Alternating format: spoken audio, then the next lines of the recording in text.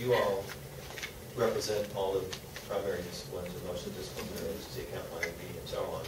But because of your age and because of your skill sets and obvious intelligence, you were very very knowledgeable and skilled in social networking and understand it. Okay. If you owned an agency,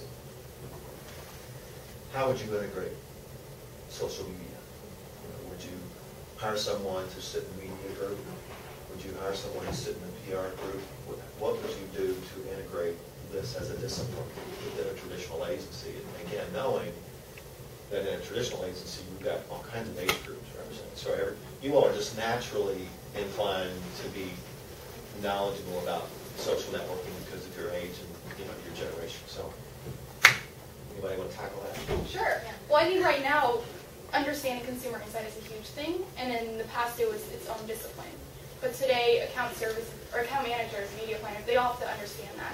So I think it's definitely social media is something every person at every organization is going to have to understand.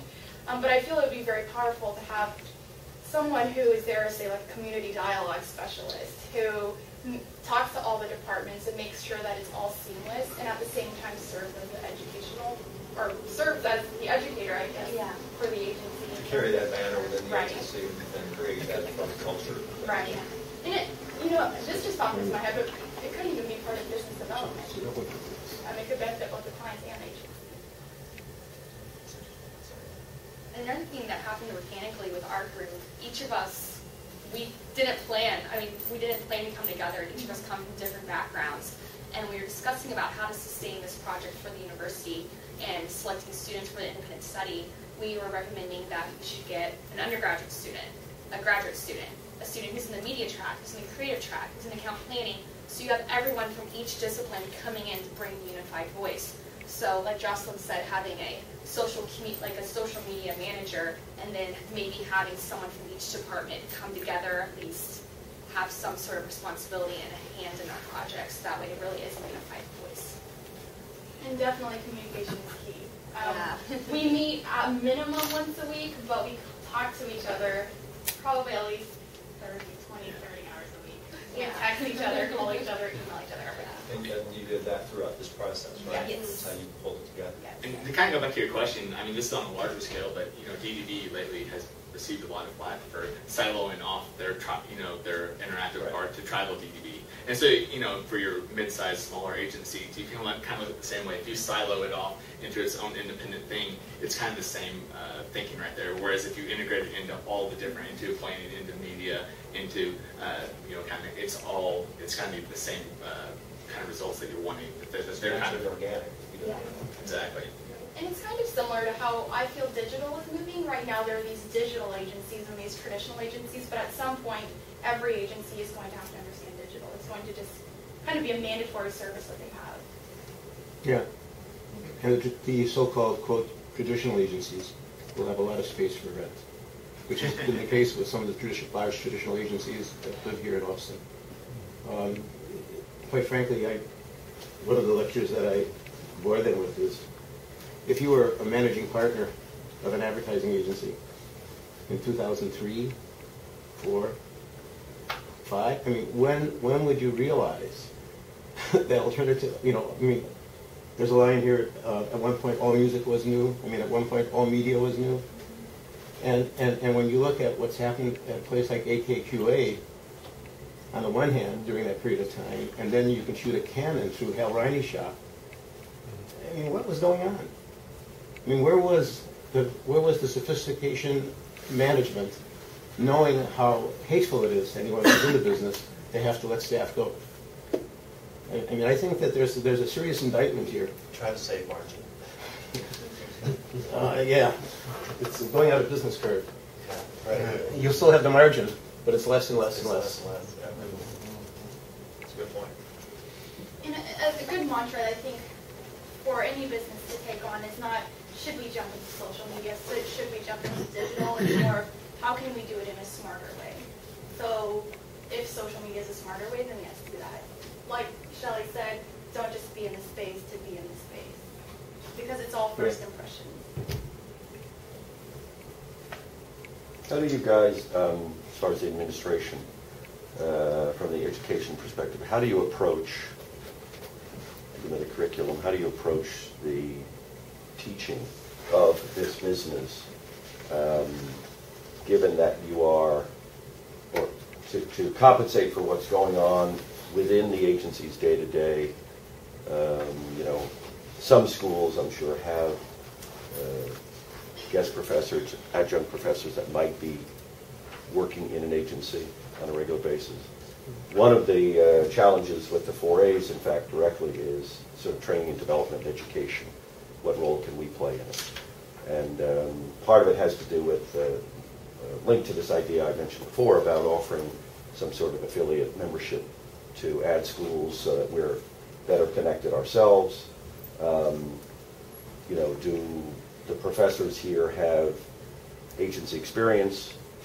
If they do, how long ago was it? How do you stay on top of the speed of change, in the education of these students?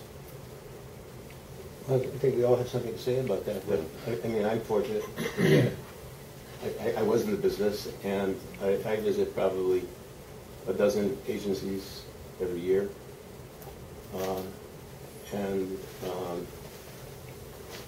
really work hard to bring the students to agencies.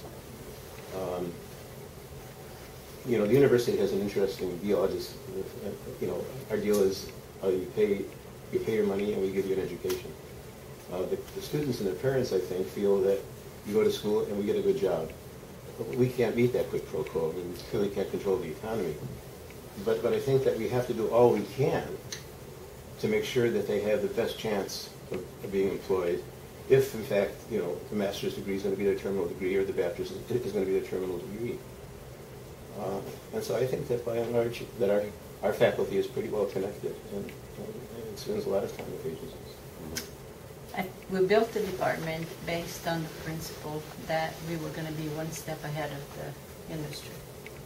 And when we started the department, we looked for people that not only had some kind of advertising and public relations education and experience. And a lot of our faculty goes on 3 months, 4 months, basically internships or stages with agencies, but also people that had the foresight to look at the kind of research and the kind of changes that the industry would be facing in the next 10 years. The whole idea, the whole mission and philosophy behind our program is that we're not trying to graduate students that will be employable today to do what agencies do today, but we're trying to graduate students that will go to agencies to help them do what is going to be important tomorrow.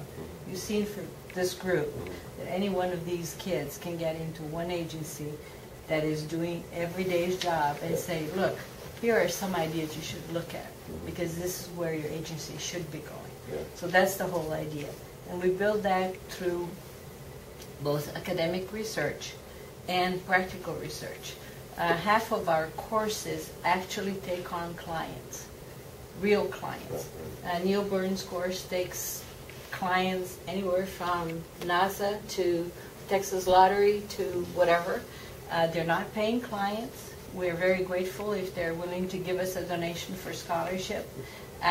We run about 13 different sections of advertising management and campaigns that are our 2 capstone undergraduate courses, and we have capstone courses at the graduate level.